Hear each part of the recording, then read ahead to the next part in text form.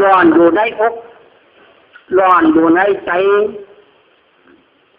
ร้อนถึงสิเรือนวานี่หนึ่งอายตนะภายในหกคือว่าตาได้หันลุกอันนี้ก็บังเกิดกับด้วยราคะเกิดขึ้นอันนี้ได้ชื่อว่าเป็นการหลอนตัวนี้สองหูได้ฟังเสียงอันบนก็บังเกิดขึ้นราคะสามได้ดมกลิ่นก็บังเกิดขึ้นได้ราคะสี่ได้ลิ้มรสอันหวานอันลำก็บังเกิดราคะกิเลสตัณหาเกิดขึ้นห้าโหฏฐัพพะมีการถูกต้องกับด้วยร่างกายก็ร่างกายกิเลสเกิดขึ้นอันนี้ได้ชื่อว่าความรักร้อนมันมีอยู่ภายในได้ชื่อว่าอายตนะหกกันแลบังเกิดราคะกิเลสตัณหาเกิดขึ้นแล้วก็ตาหูจมูกลิ้นกายใจได้หันตีอันดีแล้วก็มีนักธรรมคำสอนสัพพัญญูเจ้าควบคุมไว้ก็เลิกบังเกิดกิเลสตัณหาเกิดขึ้นอันนี้ได้ชื่อว่าความรักอันร้อนอยู่ภายในความรักอันยิ่งมีแต่ชั้นคือว่าได้เมตตากรุณามุตุตาอุเบกขาอันนี้ถึงความรักอันยิ่งความเมตตาในเหมือนหนังเอาเป็นอันยิ่งหันเช็ดหันกุ้งมีความทุกข์ลำบากก็มีเมตตากรุณามุตุตาอุเบกขาอีกด้วยมีความจ่อยเนื้อเติมจ่อยเติมบาเติมแย้งแล้วก็เอามีเมตตาเผยไปเก๋ผู้น้อยผู้ใหญ่เก๋ชัดตาลิสานอันใหญ่เขาเป็นทุกข์ลำบากนั้นมีเมตตาเผยไปกับด้วยคุณอันทุกข์ไหลขิ้นใจก็ดีเจ้าหังมังมีก็ดีเทวดาก็ดีผีทั้งหลายก็ดีเขามีเมตตาจิตเผยไปคือชัดตัวนั้นคือคุณตัวนั้นคือผีตัวนั้นได้พ้นจากทุกข์ถึงสุขอันนี้ได้ชื่อว่าเมตตาอันยิ่งความเมตตาอันนี้มีสังมีมาชนะอาเปมันนักสัพพะโนเจ้าเกิดมาหมุนถึงแสนถึงอันได้เข้าสู่นิพพานไป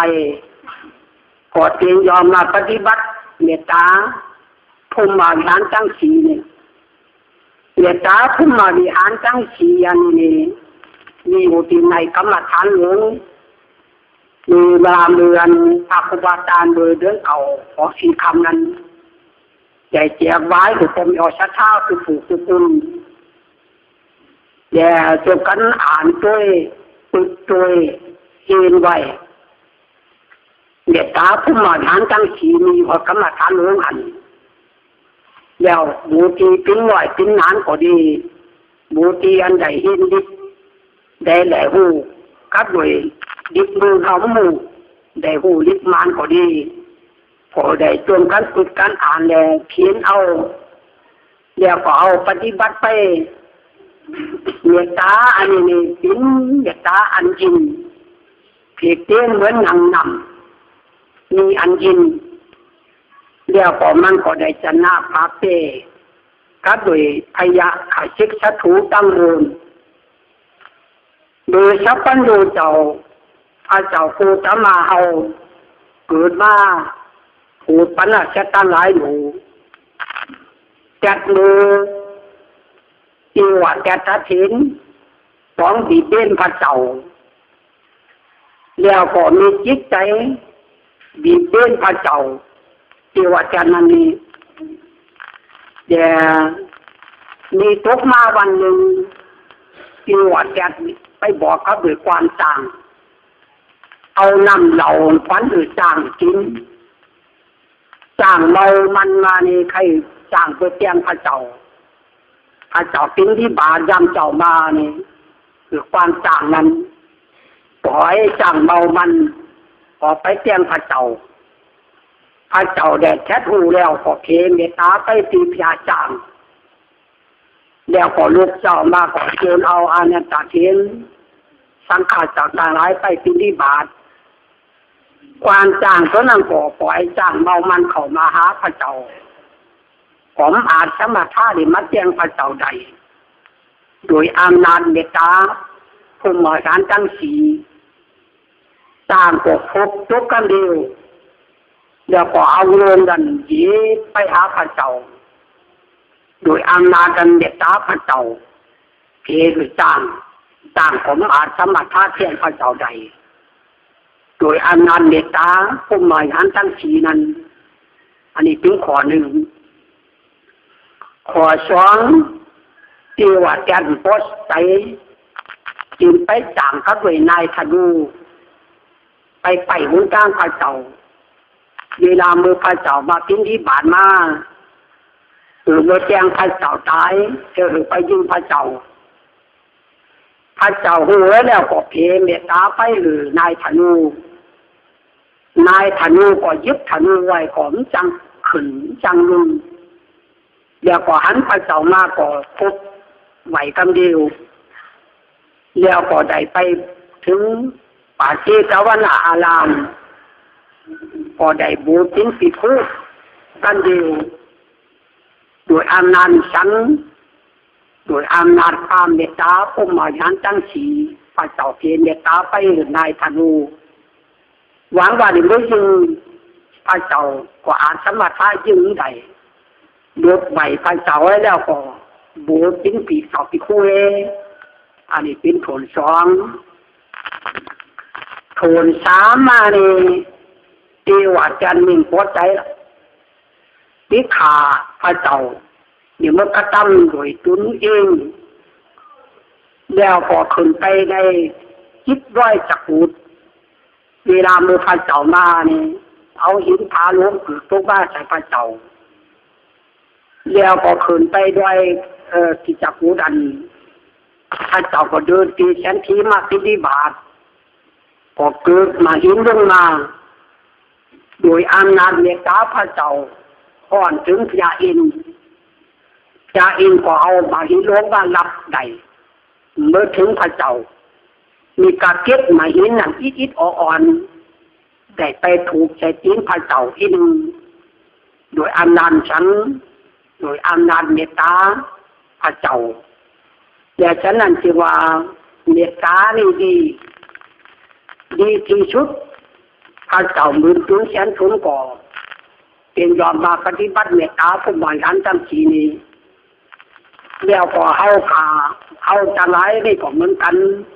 อยู่ได้จงกันปฏิบัติเมตตาคุณเราในการมีเมตตานี่ดีจริงคุณเตียนนี่เมตตานั่นน่ะถึงความมันนะสาเขาใส่ใหญ่มีจิตอ่อนน้อมถ่อมตนก็คือว่ามีเมตตามีกรุณามีมุทิตามีอุเบกขานั่นคนเรานี่ว่าผู้น้อยว่าผู้ใหญ่ว่าปิคุว่าสามเณรว่าขาเล่นนักบวชเจ้าทั้งหลายถึงได้องค์ใดยังมีเมตตาอยู่นี่เตียนยอมเป็นที่เคารพนับถือเป็นที่เปิดสักการะบูชาเมตตาเนี่ยมันเผยท้ายไปได้กุฏิกุตังเผยท้ายหรือเทวดาเจ้าทั้งหลายคงจากอยู่ถึงสุขเผยท้ายหรือคุณมนุษย์คงจากอยู่ถึงสุขเผยท้ายหรือผีทั้งหลายคงจากอยู่ถึงสุขนี่ที่เขาเผยอุปมามันเหมือนอย่างชื่อเหมือนเพื่อนมีศัตรูต่อเอาก็ดีเพื่อนจังมาขามาย้ำเอาก็ดี อดีมาบีบเบี้ยนเขาก็ดีก็เอาลำตัวว่าคุณก่อนั้นชายก่อนั้นขาดเมตตาต่อกูใครมาคัดตามได้กูเขาก็เพลเมตตาเขาเขาปุ่นจากทุกทุกสุขไปเขาได้มาทำลายตัวเขาจึงเมตตาในจึงเสน่ห์เมตตาเนี่ยมันมีอานิสงส์อยู่11ประการเนี่ยเมตตานี่มันมีอานิสงส์อยู่11ประการข้อหนึ่งชื่อว่าสุขังสุปฏิเมื่อเขารักอยู่ก็เป็นสุขข้อสองสุขังปฏิพุนจัตติเมื่อเอาตื่นมาก็เป็นสุขข้อสามหน้าปาปะกังสุปินังปัสสติเบาฟันหันลายเบาฟันหันขาลายคนจนได้บีบเดินอยู่ข้อสี่มนุษานังปิโยโหติคุณเตียนคุณต่างหลายก็เตียนยอมเคารพนับถือคุณรู้ใจข้อห้าอัมมนุษานังปิโยโหติผีต่างหลายก็เคารพนับถือว่าข้อหกเทวดานะขันติเทวดาต่างหลายก็เตียนยอมรักษาคุณผู้นั้นข้อเจ็ดนาซาอาทิไฟใหม่เบาถูกโดยยาติดเบาถูกกับโดยการปรุงบอกดาบบอกนาดต่างหลายว่าข้อแปดตัวทันบุคันสัมมาติญาติมีหน้าตาเบิกบานอยู่ตลอดเวลาข้อเก่าบุคาวันโยวิปัสสิตติมีสีดาผ่องใสอยู่ตลอดเวลาวะข้อสิบอาสามุลลาหูอุปโกโหติเมื่อเวลาเมื่อจะตายมีสติตั้งมั่นเบาลุกขันไก่ลงไหลวะข้อ11อุตริอาปฏิวิจันโตคุณมาโลกปะโกโหติเมื่อยังไม่ได้ถึงอรหันต์จ้าเจยก็ตายไปก็จะได้ไปเกิดในคุณมาโลกปุ่งเกินนี่วะแย่เมตตานี่มันมีเสน่ห์ได้ชวนกันปฏิบัติไปเอาหันผู้น้อยผู้ใหญ่ก็ดีมีความทุกข์ลำบากก็ดีเอาก็เพียงเมตตาไปหันชัดหันคุ้มมีความทุกข์ลำบากก็ดีเอาก็เพียงเมตตาไปเมื่อเวลาเมื่อเอาที่เขารับเขานอนเอาก็สูบเมตตาภาวนาจิตแล้วก็เพียงเมตตาไปกูตีกูตังเพลงเลยเอาปิ้งเจ้าเฮือนก็เพลงเลยจ้าเกิดติวดาเฮือนเอาปิ้งเจ้าบานเอาก็เพลงเลยจ้าเกิดเจ้าเฮือนเจ้าบานเอาปิ้งเจ้าเมืองเอาก็เพลงเลยจ้าเกิดเจ้าเมืองบานเมืองฉะนั้นจึงว่าเพลงเลยจ้าอุปมาปิเปียมันเอาก็เพลงเลยจ้าหรือติวดายกตัวอย่างมันเหมือนหนังสือเก่ามันก็พาว่าเพียงเมตตาหรือเทวดาอันติดปักรักษาที่อยู่ของเขาเรียกว่าเพียงเมตตาหรือเทวดาอันอยู่บ้านโคงลงชนเรียกว่าเพียงเมตตาหรือบ้านหรือเมืองเรียกว่าเพียงเมตตาหรือไปนาติชานั่นเทวดาอันอยู่นาติชาข้าหันเดินนาบุตรเจ้าตาไลอันอยู่นาติชาก็เหมือนกัน คือเขาพ้นจากทุกข์ถึงสุขถึงสุขตามภูวัตะตามผู้หันเขาของเขาเกณฑ์เมตตาไปทุกวันคุณก็เหมือนกันเขาเพียงเมตตาไปแล้วเวลามือไปถึงเขาก็ไม่จังว่ากระทำได้ตัวเขาหันหน้าหันตาเขาก็ดีมีความอิดูคนหน้าเหตุว่าอิดูคนหน้ารับอย่างใดเขาได้รับความเมตตาของเขาไว้แล้ว เขาผมสั่งมาบีบีเขาฉะนั้นจึงว่าเมตตาอันนี้นี่เป็นเมตตาอันยินเป็นผู้บริหารตั้งสีเขาเนี่ยอยู่ในกรรมฐานโยมอันได้แจกไว้กันมือเรื่องเก่าออกสีคำนั้นคือได้โจนกันคำเรียนไว้คุณเขาที่ได้เกิดมาเป็นผู้มีต้องเอาเมตตาเป็นที่พึ่ง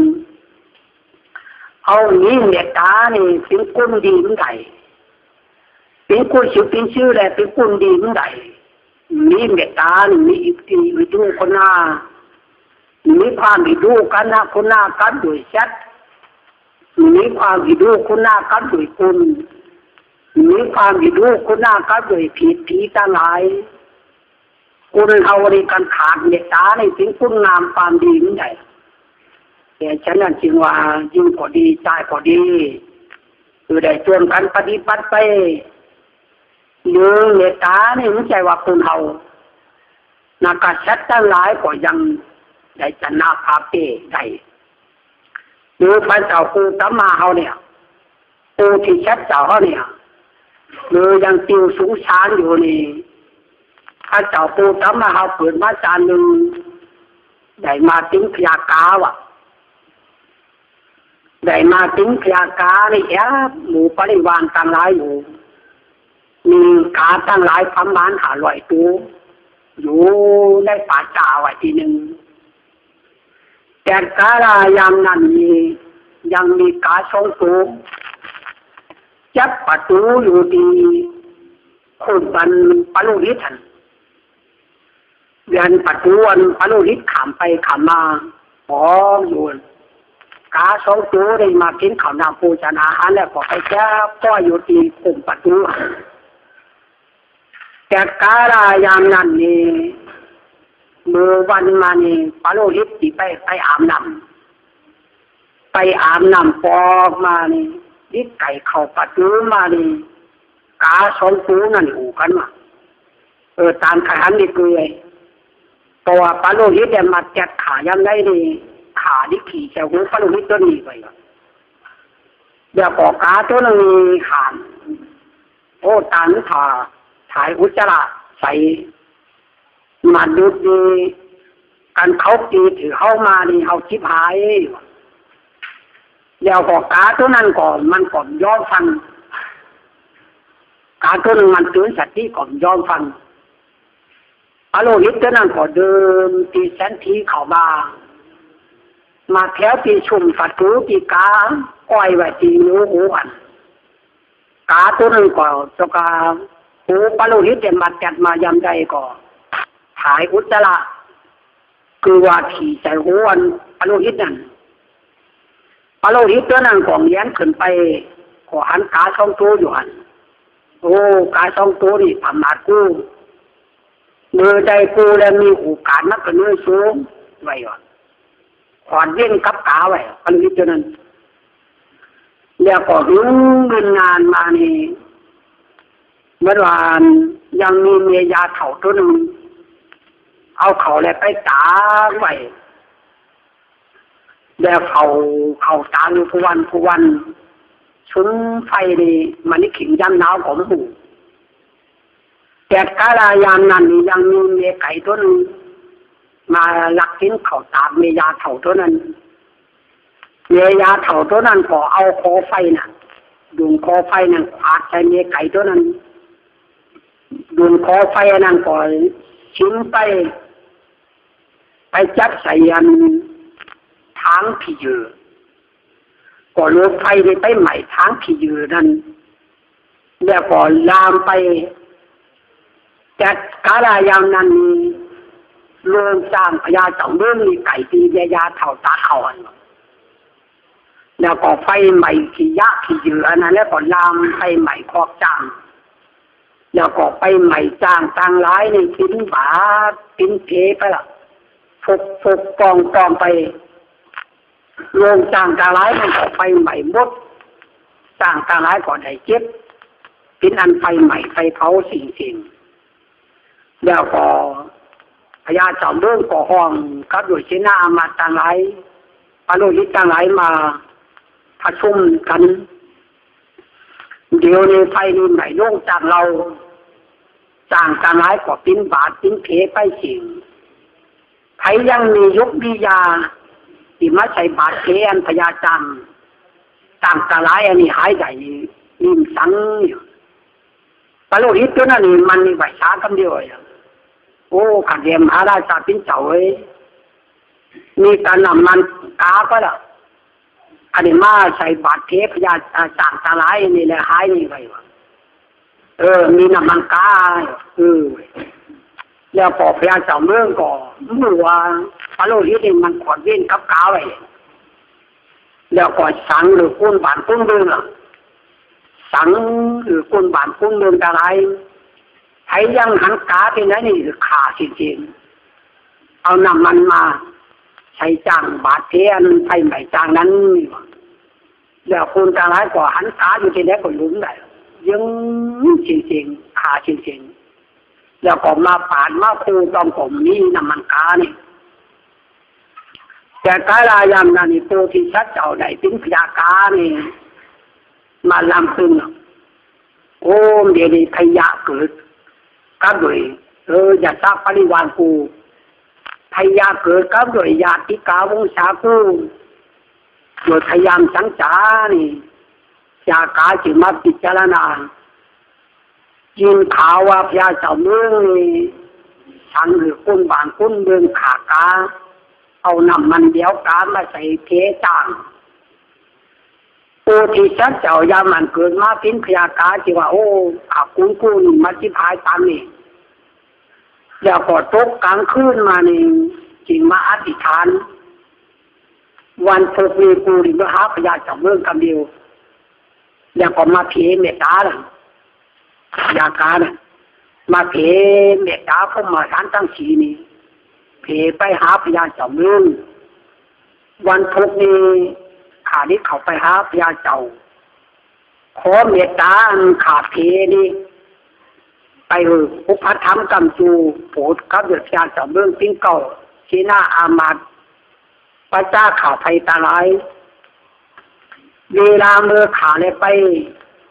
นิทาหรือผู้น้อยผู้ใหญ่ใดชักใดยุ่งนิทาหรือผู้น้อยใดผู้น้อยผู้ใหญ่ตั้งหลายใดขาใดย้ำใดยับขอหรือผู้ขาใดถึงหอพระศาสตร์ขอหรือขาใดไปหูไปจ้าเขาโดยพญาเจ้ากำเดียวเพเมตตาไปพญาเจ้าเมืองแล้วก็ลูกเจ้ามาก่อบินไปละพญากานั่นบินเข้าบ้านเข้าเมืองมาแล้วก็ไปอยู่ที่ไหนก็คุณต่างหลายก็มาธรรมะดีชัดดียิ่งใหญ่แล้วก็เขาบินเข้าไปหาคุมหอพระศาสตร์พญาเจ้าเมืองกำเดียวแล้วก็บินขึ้นหอพระศาสตร์ไปก็อยู่ข้าวจานคุณต่างหลายอันอยู่หอก็มาธรรมะดีขาย้ำใหญ่ยับใหญ่ก็บินเขาหอพระศาสตร์เข้าไปพญาเจ้าเมืองนั่งแกนเกี่ยวพลังการอยู่บินเขาหมูกลางศิลาอามาตาลายไปหมูอยู่ตื่นแกนพญาเจ้าเมืองนั่นพญาเจ้าเมืองก็ตกใจว่าโอ้กาตัวนี้มันมีเหตุร่างอยู่ตื่นหนึ่งชุ่มถักขาถ่ายย้ำแล้วพอมันออกมาตันดีแต่กาลายามนั้นมีแคบตั้งหลายปากใหญ่ปากถึงกำกุลใหญ่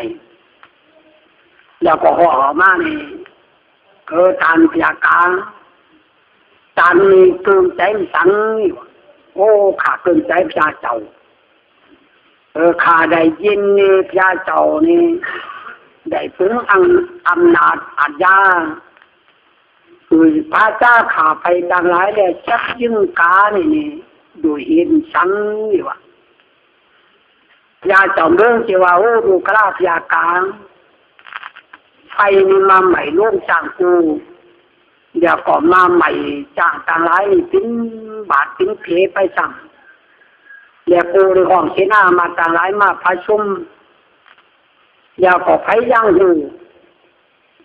อันยกย่านบาทเพยาจามีไผยังหูพระโลหิตนี่ยกมือว่ากล่องนี้เอานำมันเดียวกามาใส่ในหายไว้ แต่ขาก่อนได้พิจารณาเอาตัวก่อนไม่ได้พิจารณาก็ได้ถึงอันยาคุณตาหลายได้ขาก็ด้วยกาได้มีชนิดยากาจึงมาพบปีกทุกแสดงอาการหรือคบก็ด้วยยาสมือเลยอย่าจริงนี่ไหวสาวว่าโอ้ขเดียมหาราชาเป็นเจ้านักกาตั้งหลายนี่นำมันเดียวกาตั้งหลายนี่นำมันเดียวกาเรื่องนี้นำมันนี่จะมีอ้อมเดียวผมใจว่าขเดียชับกันอยู่ขเดียพญาเจ้ามืออาทิตย์ตาลงยาวไปกลมนี้เดียวในกลมนี้เป็นชื่อและกาเรื่องนี้นำมันนี่เหตุว่ากาตั้งหลายนี่มีความสะดุ้งตกใจอยู่ตลอดเวลาโอ้ก็โดยมนุษย์สัตว์ขาย้ำปุ๊บยิ่งแต่มีความสะดุ้งอยู่กูตลอดเวลาฉะนั้นจึงว่ากานี่มีน้ำมันกับตัวนี้ไว้ว่ากาแล้วมีน้ำมันนี่มันจะมีการเดียวผมใจที่อาทิตย์ตาลงแล้วผมนี้ว่าเป็นอย่างนั้นเป็นอย่างนั้นนักปะโลหิตและกานี่มีเวรต่อกันไว้เมื่อเหตุการณ์นี้มันเกิดขึ้นมีกาตัวหนึ่งได้ขี่อุจจาระถ่ายอุจจาระใส่หูปะโลหิตจึงขอดเว้นไว้เดี๋ยวก่อนปะโลหิตนี่มีโอกาสมั่นเดียวดีก่อนจึงมาไหวเช้าพญาเจ้าเดี๋ยวพญาเจ้าเสนามาตั้งหลายเลยขาดกากับปืนดินตัวนี้มีพิจารณาโคพญาเจ้าเดี๋ยวถามดูปะโลหิตด้วยพญาเจ้าเมืองก็ห้องปะโลหิตมาถามดูกระการปะโลหิตมีเมื่อนางพญากาวาโอ้มีเมื่อนางพญากาวาเตี่ยอยากว่าจึงดิปะกำคายเวงกันหันแล้วก็พญากาจึงสอนพญาเจ้าเมืองว่าพระมหาราชาเป็นเจ้าอย่าถือกติตั้งสีตัวสากติจากตินะฉะนั้นจึงว่ากติตั้งสีนี่ผู้ปกครองปฏิบัติเดินต้องงดวินกติขังถูกต้องกันด้วยกติตั้งสีแล้วก็สอนพญาเจ้าเมืองตัวจางนี่ไปขอมหาราชาเป็นเจ้าได้วินกับด้วยกติตั้งสีแล้วก็โดยได้มีชิ้นหาอยู่สอบก็โดยจะชาราชาเทียมทำชิพการยาขาก็สอนแต่ชาราชาทำพิธีประการพิชื่อพญากาก็เกไขเสียงแล้วก็ชิ้นหาพิชื่อพญากาก็ไขเสียงแล้วก็พญากาก็ปันชิ้นหาสอนชิ้นหาหรือพญาเจ้าเมืองแล้วก็พญาเจ้าเมืองก็มีความพิธียินดีรอจางนี่ไปนี่หมู่ปริวารเจ้านี่มีการว่ะหมู่ปริวารมีอยู่500ตัวต่อจางนี่ไปนี่ที่เสนาอามาตย์ต่างหลายเอาข้าวนำโภชนะอาหารก็ดีของบ่อยของกินสัตว์ตั้งหลายอันหูเนาอันตายก็ดีอย่าเบื่อไว้เป็นจีเป็นตั้งไว้อยากขาถึงตัวบอกกับเด็กปริวารต่างหลายมากินตามสบายต่อจากนั้นไปก็พญากาก็ได้ปุ่นจากตูถึงสุขหมู่ปริวารกาตั้งหลาย500ตัวก็ได้ปุ่นจากตูถึงสุขโดยความเมตตาโอทิชัดเจ้าห้องเปิดจานั้น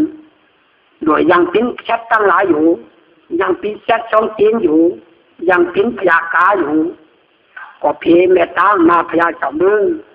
ก็ยังอ่านสมถะครุกนับถือขาย้ำขายังใหญ่แต่ฉะนั้นจึงมาเมตตานี่พวกหมายหานตั้งสีนี่เป็นอันยิงอันพัดเสืออย่างนี้แล้วก็นิยายอันเลือสนียังมีหลายนิยายอยู่ผู้ที่ชัดเจ้าเขาเกิดมาตาหนึ่งได้เกิดมาเป็นยามาอยู่ในป่าจ่าที่นึงอันนี้ก็ได้มาสอนพญาเจ้าเมือง เมื่อพระเจ้าเกิดมาจานนั้นใหญ่ปาพินพยามาอยู่ปัจจาแต่กาลายามนั้นพยาปาลานาชีใหญ่โจรเอาดูปริวารต่างหลายและไปหลีอยู่ชุดอุญญาณมีนายชาลาที่ห่างกับด้วยยุดปีนต่างหลายหลาคำปองมาในล่อลุดต่างหลายจันเอาเข่าพามเมื่อคืนมาในฝนตกแล้วก็รถหล่อต่างหลายนั่นนี่เอาหนังขาด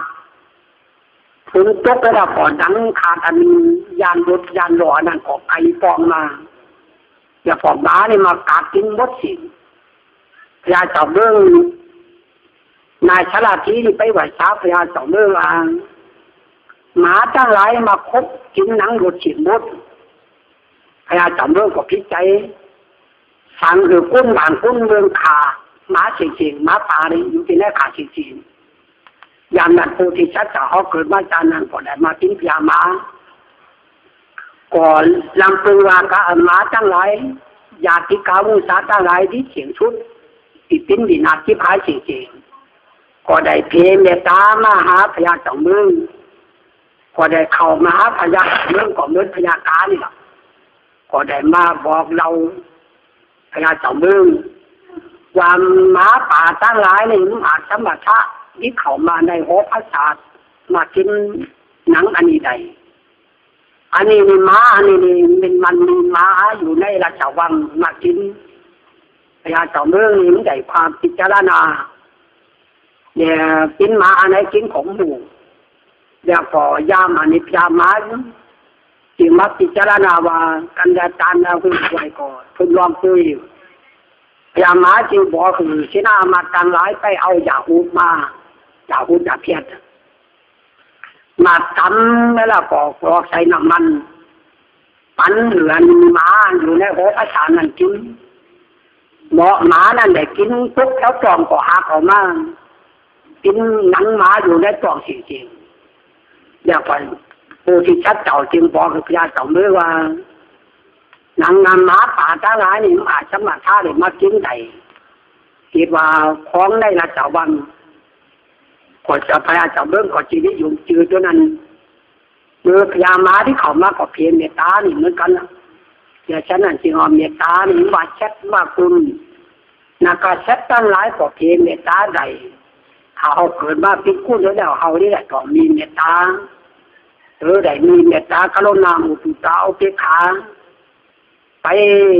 ทำเห็นไปปฏิบัติไปอันนี้ก่อนมันดิพิธีสังติปุณของเขาโดยเมตตาเพิ่งหมายหันทั้งสี่อันนี้เดี๋ยวฉันนั่นจึงว่าเมตตานี่เป็นอันยินเมตตาอันยินมีเพียงเหมือนอย่างนำเอาเพียงเมตตาคือชัดคือคุณจากกุถึงสุขก็คือเมตตานี่จริงๆแต่ฉันนั่นจึงว่าเมตตากรุณามุตุตาอุเบกขามีฉันเองเดี๋ยววันนี้นี่มันเป็นวันอุปุชฌาชินแล้วก็เขาได้ชวนกันมาหักษาชินทั้งธรรมรักษาภาวนาก็ได้ขอได้บุญคุณเกี่ยวต่อสามประการนำธรรมคำสอนสัพพัญญูพระพุทธเจ้าได้มาพบหนึ่งน้ำคำจูผมยอศรัทธาต่างหลายคือได้ชวนกันปุ่นจากเสียยังพยาขาเช็ดสัตถุตั้งบนคือได้ชวนกันจมยินปีชุกอยู่ศาสตร์ที่ดีการถึงเรื่องเมื่อวันปานาจูปุจุกุลสัตตาลูธรรมาวัจจันติอายุวันูสุขังปะลัง